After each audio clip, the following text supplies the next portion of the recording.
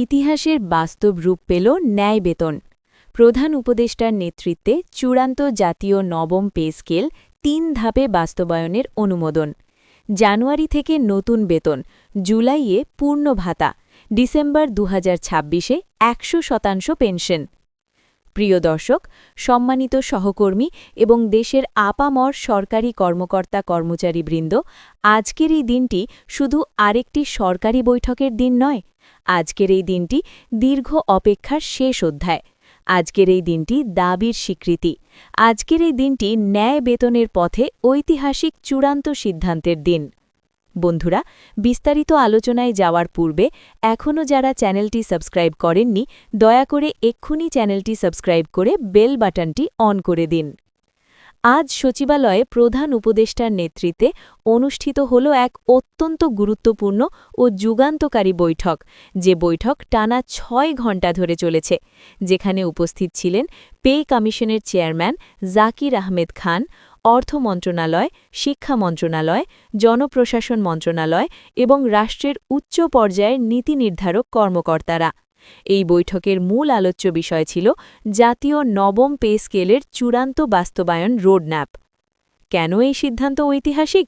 কারণ এই প্রথমবারের মতো কেবল কাগজে নয়, কেবল আশ্বাসে নয়, বরং বাস্তবসম্মত, ধাপে ধাপে ও সময় নির্ধারিত বাস্তবায়নের লিখিত কাঠামো প্রধান উপদেষ্টার সামনে উপস্থাপন করা হয়।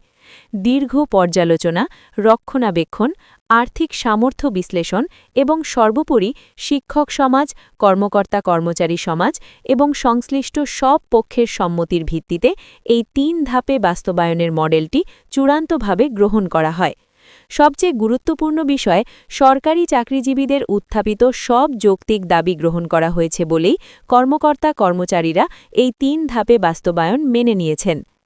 প্রথম ধাপ, বেতন কাঠামো, জানুয়ারি থেকে কার্যকর। প্রথম ধাপে যা বাস্তবায়ন হচ্ছে: ১. 1.4 অনুপাতে বেতন নির্ধারণ, ২. ১২টি গ্রেডের নতুন কাঠামো, ৩. সর্বনিম্ন বেতন ৩৫,৫০০ টাকা, ৪. সর্বোচ্চ বেতন ১,৯০,০০০ টাকা। এর অর্থ কি? এর অর্থ জানুয়ারি মাস থেকেই দেশের সব কর্মকর্তা কর্মচারী নতুন বেতন কাঠামোর আওতায় বেতন পাবেন। এটি আর কোনো প্রস্তাব নয়, এটি আর কোনো খসড়া নয়, এটি কার্যকর সিদ্ধান্ত। দ্বিতীয় ধাপ, ভাতা কাঠামো, জুলাইয়ের মধ্যে পূর্ণ বাস্তবায়ন। এখন আসি সেই অংশে যেটি নিয়ে সবচেয়ে বেশি আলোচনা, সবচেয়ে বেশি আবেগ: ভাতা কাঠামো। এই ধাপে ধাপে বাস্তবায়িত হবে একটি পূর্ণাঙ্গ ভাতা প্যাকেজ, যার মধ্যে থাকবে: ১. বাড়ি ভাড়া ভাতা ১২,০০০ টাকা, ২. চিকিৎসা ভাতা ১০,০০০ টাকা, ৩. যাতায়াত ভাতা ৫,০০০ টাকা, ৪. শিক্ষা সহায়তা ভাতা ৩,০০০ টাকা, ৫. পরিবার কল্যাণ ভাতা ২,৫০০ টাকা, ৬. উৎসব ভাতা ২টি মূল বেতনের ১০০% ইন্টু ২ বার, ঈদ, দুর্গাপূজা বা বড় উৎসব উপলক্ষে, ৭. বিশেষ ঝুঁকি ভাতা ৮,০০০ টাকা, ৮. প্রযুক্তি ও ডিজিটাল ভাতা ৩,০০০ টাকা, ৯. দায়িত্ব ভাতা ৫,০০০ টাকা, ১০. প্রশিক্ষণ ও দক্ষতা উন্নয়ন ভাতা ৪,০০০ টাকা, ১১. দুর্গম এলাকা ভাতা ৭,৫০০ টাকা, ১২. বিশেষ প্রণোদনা ভাতা ১০,০০০ টাকা। এই ভাতা কাঠামো একসাথে নয়, বরং পরিকল্পিতভাবে ধাপে ধাপে বাস্তবায়িত হবে এবং জুলাই মাসের মধ্যেই সম্পূর্ণ ভাতা কার্যকর হবে। এটাই রোডম্যাপ। তৃতীয় ধাপ, পেনশন ও ইনক্রিমেন্ট, ২০২৬ সালের ডিসেম্বর। এখন আসি সেই বিষয়টিতে যা অবসরপ্রাপ্ত ও ভবিষ্যৎ অবসরপ্রাপ্তদের জন্য সবচেয়ে গুরুত্বপূর্ণ। ১. ১০০% পেনশন ভাতা কার্যকর হবে ডিসেম্বর ২০২৬ থেকে। ২.